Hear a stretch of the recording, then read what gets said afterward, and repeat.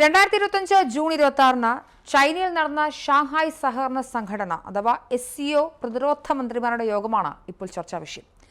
April 22-ന് 26 Indian വിനോദസഞ്ചാരികൾ കൊല്ലപ്പെട്ട പഹൽഗാം ഭീകരാക്രമണത്തെ ഉച്ചകോടിയുടെ അന്തിമ പ്രഖ്യാപനത്തിൽ നിന്നും ഒഴിവാക്കിയ നടപടിയെ ഇന്ത്യ എതിർത്തതിനെ തുടർന്നാണ് ഇന്ത്യയുടെ പ്രതിരോധ മന്ത്രി രാജ്നാഥ് സിംഗ് ഇന്ത്യയുടെ അഭിമാനമായി ഉയർന്നത്. രാജ്നാഥ് സിംഗിന്റെ എതിർപ്പിനെ തുടർന്ന് ഷാങ്ഹായ് കോർപ്പറേഷന്റെ പ്രതിരോധ മന്ത്രിമാരുടെ ഉച്ചകോടിയിൽ സംയുക്ത പ്രസ്താവന ഒഴിവാക്കുകയും ചെയ്തു. ചൈനയിലെ കിങ്ഡാവോയിൽ നടക്കുന്ന SCO പ്രതിരോധ മന്ത്രിമാരുടെ യോഗത്തിൽ ഭീകരവാദത്തെക്കുറിച്ചുള്ള ചർച്ചയ്ക്കൊടുവിലാണ് പഹൽഗാം ആക്രമണം ഒഴിവാക്കി സംയുക്ത പ്രസ്താവന തയ്യാറാക്കിയത്. പഹൽഗാം ഭീകരാക്രമണം പരാമർശിക്കാത്ത പ്രസ്താവനയിൽ ഒപ്പിടില്ലെന്ന നിലപാടിൽ ഇന്ത്യൻ പ്രതിരോധ മന്ത്രി ഉറച്ചുനിന്നു.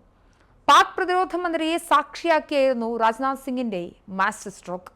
പ്രതിരോധ മന്ത്രി രാജ്നാഥ് സിംഗിന്റെ നേതൃത്വത്തിലുള്ള ഈ നയതന്ത്ര നീക്കത്തിലൂടെ ഭീകരതയ്ക്കെതിരായ ആഗോള യുദ്ധത്തിൽ പാകിസ്ഥാനെ ഇന്ത്യ വീണ്ടും തുറന്നു കാണിക്കുകയാണ്. ഒപ്പം ചൈന നൽകുന്ന പാക് പിന്തുണയ്ക്കും ഇത് കനത്ത പ്രഹരമാണ്. SCOയിലെ പ്രധാന അംഗങ്ങളായ ചൈനയും പാകിസ്ഥാനും സ്വീകരിച്ച മൃദു നിലപാടോടെ ലോകത്തിന് മുന്നിൽ പുറത്തുവന്നു.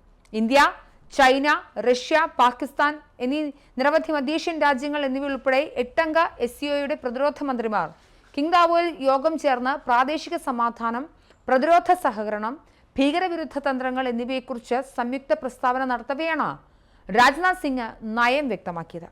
എല്ലാ രൂപത്തിലുമുള്ള ഭീകരതയ്ക്കെതിരെയും പോരാടാനുള്ള SCOയുടെ പ്രതിബദ്ധതയുടെ വിശ്വാസ്യതയെ ഇത്തരം പക്ഷാപാതപരമായ നിലപാടുകൾ ഇല്ലാതെയാക്കുന്നുവെന്നാണ് അദ്ദേഹം പറഞ്ഞത്.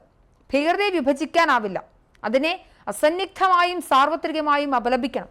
ഭീകരർക്ക് അഭയം നൽകുന്നതോ ഭീകരവാദത്തെ ഭരണകൂട നയമായി ഉപയോഗിക്കുന്നതോ ആയ രാഷ്ട്രങ്ങൾ അതിന്റെ ഉത്തരവാദിത്തം ഏറ്റെടുക്കണം.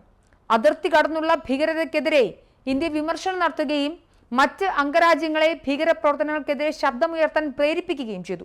ഓപ്പറേഷൻ സിന്ദൂർ പാകിസ്ഥാൻ സ്പോൺസർ ചെയ്യുന്ന ഭീകരതയ്ക്കുള്ള മറുപടി എന്നായിരുന്നു അദ്ദേഹത്തിന്റെ പ്രസ്താവന. ഇതിനോടകം തന്നെ സാമൂഹിക മാധ്യമങ്ങളിൽ വൈറലാണ്.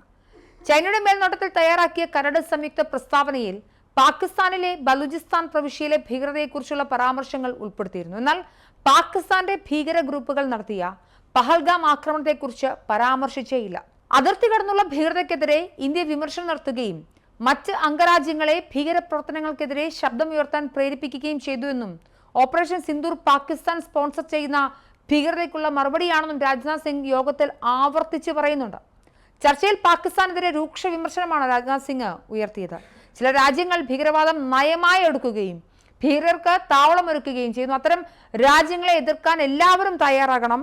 അതിർത്തി കടന്നുള്ള ഭീകരാക്രമണത്തെ പ്രതിരോധിക്കാനുള്ള അവകാശം ഉപയോഗിച്ചാണ് ഞങ്ങൾ ഓപ്പറേഷൻ സിന്ദൂർ വിജയകരമായി നടപ്പിലാക്കിയതെന്നും പാക് ചൈനീസ് വിദേശകാര്യ മന്ത്രിമാരെ സാക്ഷി നിർത്തി അവരുടെ മുഖത്ത് നോക്കി കൃത്യമായ നിലപാട് ഇന്ത്യയുടെ നയതന്ത്രം രാജ്നാഥ് സിംഗ് വ്യക്തമാക്കി. സാധാരണക്കാരായ സിവിലിയന്മാരെ ലക്ഷ്യമിട്ടുള്ള പഹൽഗാം ആക്രമണം രാജ്യത്തെ ഞെട്ടിക്കുകയും രാജ്യത്തിന് വലിയ പ്രഹരമാവുകയും അന്താരാഷ്ട്ര വിമർശനത്തിനൊക്കെ വിധേയമാവുകയും ചെയ്തു. പക്ഷേ സംയുക്ത പ്രഖ്യാപനത്തിൽ ഇത് ഉൾപ്പെടുത്തുന്നതിനെ ചൈനയും പാകിസ്ഥാനും എതിർത്തതായി റിപ്പോർട്ട് വന്നു. ഇത് പ്രഖ്യാപനത്തെ രാഷ്ട്രീയവൽക്കരിക്കുന്ന കേവലവാദമാണ്, ഇതിനെ ന്യായീകരിക്കാൻ വാദിക്കുന്നത് ശരിയല്ല എന്ന് രാജ്നാഥ് സിംഗ് അടിവരയിടുന്നുണ്ട്. പക്ഷെ അതേസമയം ബലൂചിസ്ഥാനെ കുറിച്ചുള്ള പരാമർശങ്ങൾ നിലനിർത്തണമെന്ന് പാകിസ്ഥാനും ചൈനയും ആവശ്യപ്പെടുകയും ചെയ്യുന്നുണ്ട്. ഇവരുടെ ഈ ബാക്ക് ചാനലിംഗ്, ഈ വിശുദ്ധ ബന്ധം തുറന്നു കാണിക്കപ്പെടുകയും ചെയ്തു. പാകിസ്ഥാൻ പിന്തുണയുള്ള ഭീകരതയെക്കുറിച്ച് മൗനം പാലിക്കുന്ന ഇത്തരം യോഗങ്ങളുടെ പൊള്ളത്തരമാണ് പുറത്തു വന്നത്.